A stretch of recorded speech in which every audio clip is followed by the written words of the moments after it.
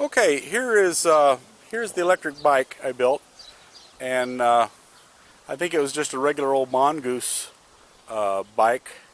Uh, as you can see, there's a pair of batteries on the main tube, and underneath the pair of batteries is the off-on switch, or the key switch.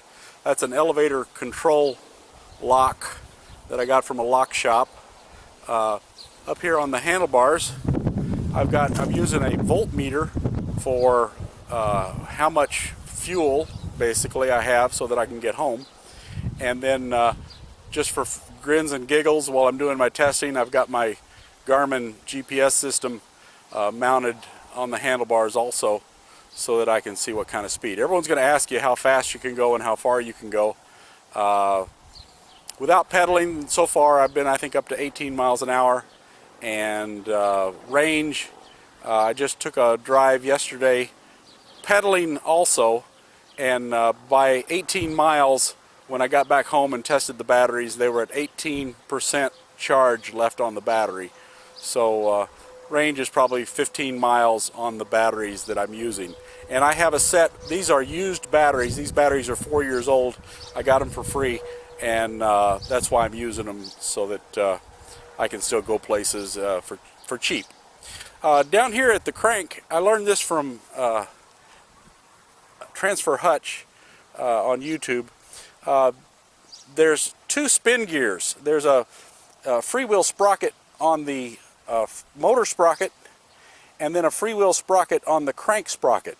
This allows you to pedal, and the main sprocket is tied to the existing 18-speed front sprocket.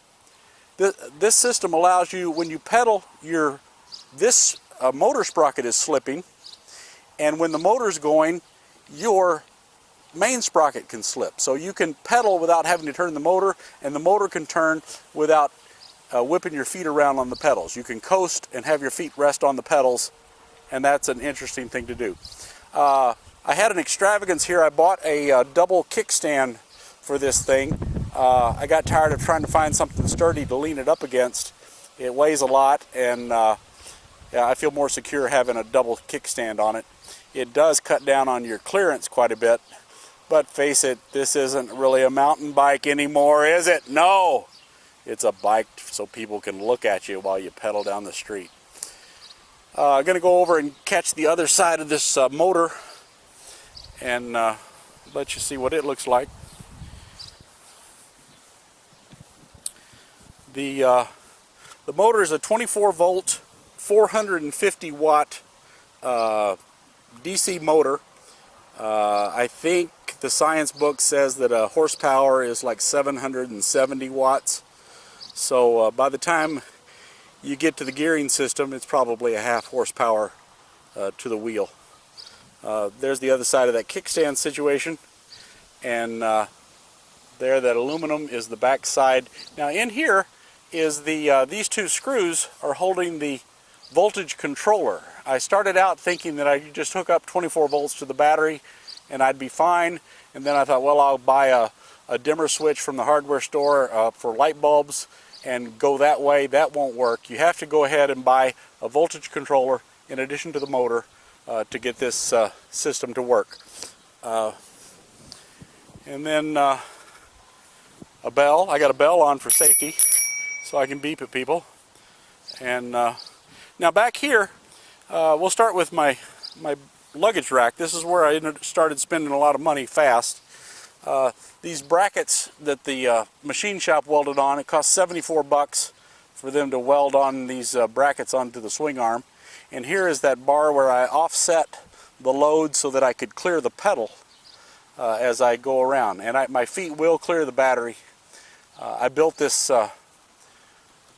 luggage rack myself out of aluminum from the local home center store, and a rivet gun, and someday I may take it and have it tack welded with aluminum, but it's lightweight and it's sturdy. I've actually sat on this luggage rack just as a little stool, and it's not real comfortable to sit on, but it is strong enough that it'll hold the batteries. The 4 batteries add about 30 pounds to the weight of the bicycle. Now, this next stuff is kind of weird. It is my luggage, it is my camera mount that I designed to be able to film me riding. And in my next video, the camera will be mounted here on this mount, and it'll get a shot of looking underneath my armpit at the Garmin GPS system so that you can see, so that it can document how fast I can go and what kind of stuff I can do on this. So that's the once around on the bike. Oh, this luggage rack, the other thing, this camera mount, the other interesting thing about it, I had to support it with these two rods that come down to the seat post to steady it up. I used some knuckles that go between the turning tube and the handlebars. I don't know all my lingo yet on what these parts are, but I had to support it to cut down on the vibration. And then this tube that comes up the back is just a 4-foot aluminum tube, and I can run this cross camera mount tube attached to this and rig the camera over my head looking down at the bicycle. It's kind of a different angle that I looked at a bunch of videos on YouTube of people that have put camera mounts on bicycles, and I didn't see anyone that had done an offset camera mount, so I thought I'd give that a try. Anyway, that is my video. I'm going to pause the camera one more time and get out the scales and let you see what this thing weighs.